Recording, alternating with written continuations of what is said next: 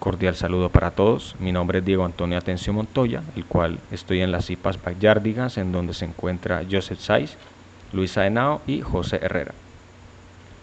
En el video de hoy se va a hacer un experimento mediante un entorno simulado, el cual va a tratar sobre el movimiento rectilíneo uniformemente acelerado, ¿sí? Para esto, como objetivo principal, se tiene en cuenta el comportamiento de tres gráficas principales. ¿Cuáles son? La primera es la posición versus tiempo, la segunda velocidad versus tiempo y la tercera aceleración versus tiempo. Entonces, para este video se van a tomar 4 casos diferentes, en donde se va a jugar un poco con los valores si ya son positivos, si son negativos, y se va a tener en cuenta qué ocurre en cada uno de estos casos al llegar al segundo 13, ¿sí? Para todos. Entonces, sin más dilación, comenzamos. Ahora vamos a analizar el primer caso de nuestro experimento, donde tanto la velocidad inicial como la aceleración son positivas. En este escenario el cuerpo se mueve hacia adelante desde el inicio y la aceleración lo impulsa aún más en el mismo sentido. Vamos a observar qué sucede en las tres gráficas hasta el segundo 13. En la primera gráfica de posición frente al tiempo, la curva es ascendente y cada vez más inclinada, lo que muestra que el objeto avanza hacia adelante y acelera constantemente, recorriendo más distancia en menos tiempo. En la segunda gráfica, velocidad frente al tiempo, aparece una línea recta que sube con pendiente positiva, indicando que la velocidad aumenta de forma uniforme gracias a la aceleración constante. Y en la última gráfica, aceleración frente al tiempo, vemos una línea horizontal por encima del eje que representa la aceleración positiva y constante durante todo este tiempo.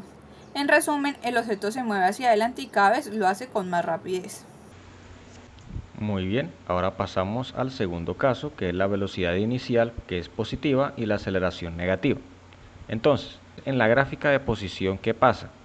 La curva primero va a subir, pero luego empieza como a aplanarse y finalmente va a descender, ¿sí? O sea que en otras palabras es como decir que el objeto va a frenar, se detiene, llega a un punto en el que su velocidad llega a cero y empieza a cambiar de dirección, ¿sí? Por otro lado, en la gráfica de velocidad contra tiempo, la línea recta desciende, esto con una pendiente pues negativa, porque pues estamos hablando de los valores contrarios, ¿sí? Esto cruzando el eje del tiempo, por supuesto.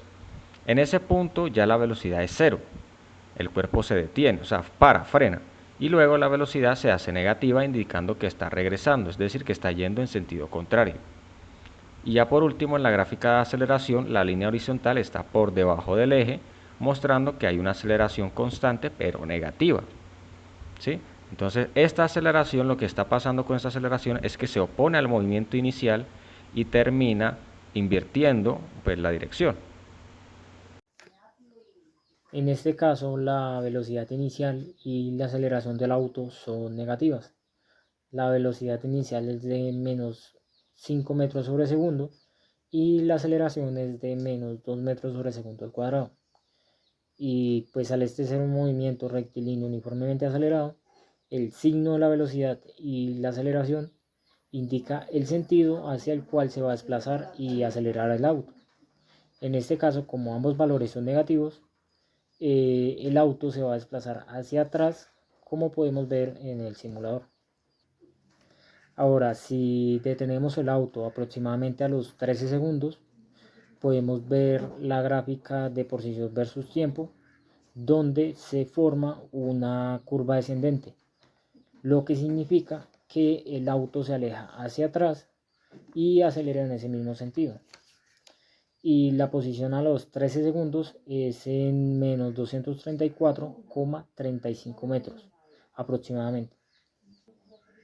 También podemos observar la gráfica de la velocidad versus tiempo, donde la línea desciende al transcurrir el tiempo, mostrando que la velocidad se vuelve cada vez más negativa, lo que quiere decir que el auto aumenta su rapidez hacia atrás y a los 13 segundos el auto alcanza una velocidad de menos 31,09 metros sobre segundo.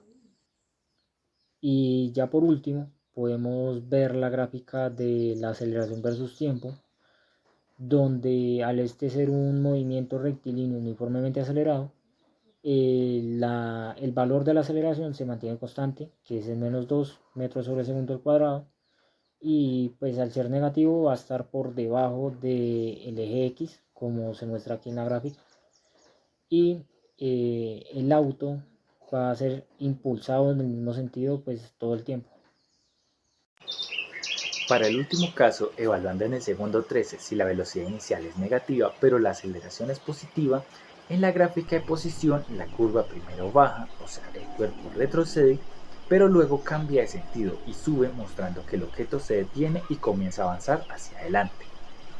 En la gráfica velocidad, la línea recta sube desde valores negativos hasta cruzar el cero, indicando el punto donde la velocidad se anula y cambia de sentido.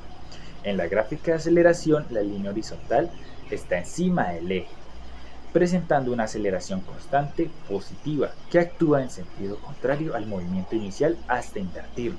Por lo tanto, el cuerpo empieza retrocediendo y se frena y luego avanza. Como conclusión, con este experimento comprobamos que los signos de velocidad inicial y de la aceleración determinan completamente el sentido y el tipo de movimiento. Cuando ambos son del mismo signo, el cuerpo acelera en esa dirección.